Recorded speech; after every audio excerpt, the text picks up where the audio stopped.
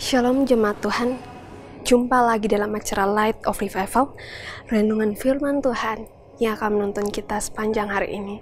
Bersama saya Alvanita Kida, mari kita melihat bagian firman Tuhan yang akan kita renungkan pada pagi hari ini di dalam 1 Raja-Raja 3 ayatnya 9 sampai dengan ayatnya yang ke-10. Maka berikanlah kepada hambamu ini hati yang faham menimbang perkara untuk menghakimi umatmu dengan dapat membedakan antara yang baik dan yang jahat. Sebab siapakah yang sanggup menghakimi umatmu yang sangat besar ini? Lalu adalah baik di mata Tuhan bahwa Salomo meminta hal yang demikian. Belajar dari Raja Salomo. Dalam pasal ini menceritakan tentang Salomo yang baru saja naik sebagai seorang raja. Dan ia melakukan hal yang benar dengan mengingat Tuhan terlebih dahulu. Selain itu, ia mengingat pesan dari Raja Daud bahwa ia harus tetap berada di jalan Tuhan. Lalu, apa yang akan kita renungkan dari ayat ini? Salomo tahu bahwa ia sangat terbatas dalam memimpin, dan dia juga sadar memimpin bangsa Israel, bangsa yang besar, tidaklah mudah. Oleh karena itu, ia meminta kepada Tuhan dalam doanya. Ia meminta hikmat dari Tuhan. Ia bukan meminta kekayaan, meskipun pada akhirnya ia akan dikaruniakan kekayaan. Ia bukan meminta umur panjang agar ia dapat memerintah dalam jangka waktu yang lama. Tetapi justru, ia meminta hikmat dari Tuhan, karena dia tahu bahwa Tuhanlah sumber hikmat itu. Satu hal yang menarik bahwa ketika ia meminta hikmat dari Tuhan, Tuhan memandang itu baik dan Tuhan mengaruniakan hikmat kepadanya. Dan dari hikmat yang Tuhan berikan itulah, ia dikenal sebagai orang yang berhikmat dalam kitab suci. Bahkan dalam masa kepemimpinannya, ia adalah salah satu raja yang disegani karena hikmatnya itu. Hikmat yang ia dapat dari Tuhan. Lalu bagaimana dengan kita? Kita sebagai orang Kristen, ada banyak hal yang terjadi dalam hidup kita yang di luar dari kontrol kita. Ada banyak hal yang tidak bisa kita atasi dengan sendirinya. Oleh karena itu, kita memerlukan hikmat dari Tuhan. Terlebih lagi, di tahun yang baru ini masih menjadi misteri bagi kita semua. Seperti Salomo yang menyadari bahwa ia perlu meminta hikmat dari Tuhan ketika menjalani tugasnya sebagai seorang raja. Kita pun demikian.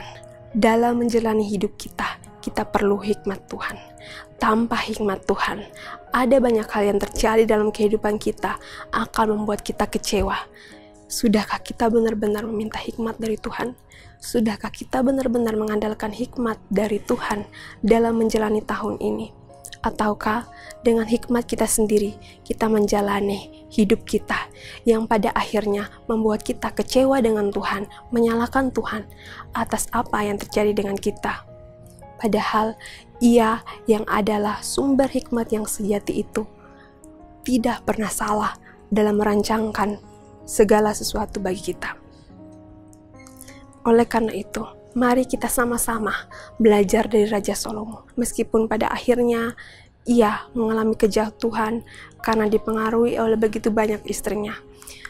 Tetapi ia dikenal dengan hikmatnya. Ia dapat memimpin kerajaan Israel dengan hikmat. Ia dapat memberikan keputusan-keputusan yang terbaik karena hikmat yang Tuhan berikan bagi dirinya. Begitu juga dengan kita sebagai orang Kristen, kita tidak akan mampu menjalani hidup kita tanpa hikmat Tuhan. Marilah kita benar-benar mengandalkan hikmat Tuhan, meminta hikmat Tuhan dalam kehidupan kita sehari-hari, dalam hal yang paling kecil sampai hal yang paling besar, sehingga kehidupan kita pada akhirnya memuliakan Tuhan karena hikmat yang diberikannya kepada kita. Biarlah renungan firman Tuhan ini boleh memberkati kita, menyadarkan kita tentang perlunya kita dalam mengandalkan hikmat Tuhan dalam menjalani hidup kita sehari-hari. Mari kita berdoa. Tuhan Yesus, terima kasih untuk renungan pada pagi hari ini. di mana Engkau menyadarkan kami bahwa Raja Salomo yang begitu berhikmat meminta hikmat daripada Engkau. Begitu juga dengan kami perlu hikmat-Mu Tuhan. Kami perlu hikmat-Mu dalam menjalani kehidupan kami hari lepas hari. Oleh karena itu, berikanlah, karuniakanlah hikmat-Mu bagi kami dalam menjalani hidup kami, agar hidup kami pada akhirnya hanya memuliakan nama Tuhan Yesus Kristus. Inilah doa kami, dalam nama Tuhan Yesus Kristus kami telah berdoa. Amin. Jemaat Tuhan, mari jadikan firman Tuhan sebagai pelita dan terang dalam kehidupan kita. Tuhan Yesus memberkati kita.